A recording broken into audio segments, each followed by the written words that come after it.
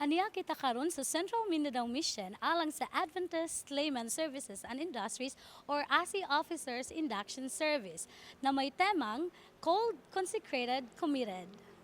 Ang programa gihimo alang sa pagdedikar sa mga bagong opisyales nga gikan sa nagkalain-laing distrito alang sa pagkabot ug pagsangyaw sa mga kahigalaan nga anaa sa business industries and professionals. I think as an ASI officer, the greatest involvement or contribution that you can give is your time. I feel blessed, no? Nagpasalamat ko sa Ginoo nga nakapil ko aning organization.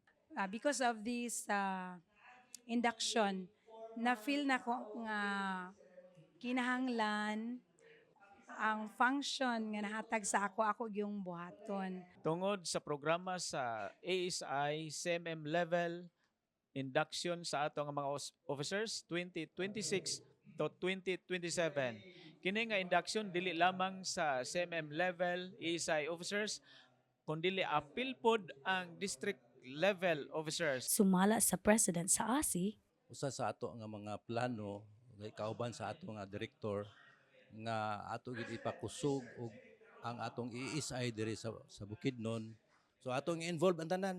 Og ako nagatuo nga uban sa tabang sa Ginoo kini nahimong magmalampuson. ang mga miyembro gibati og kalipay ug kini nakapadasig sa ilaha nga maningkamot sa paghimo sa buluhaton nga gitahas sa Ginoo alang kanila. Congratulations sa ASI Bukidnon officers. Gikan diri sa kaumhan sa Central Mindanao Mission, kini si Janicel Caparida alang sa Mispal Live News and Commentary.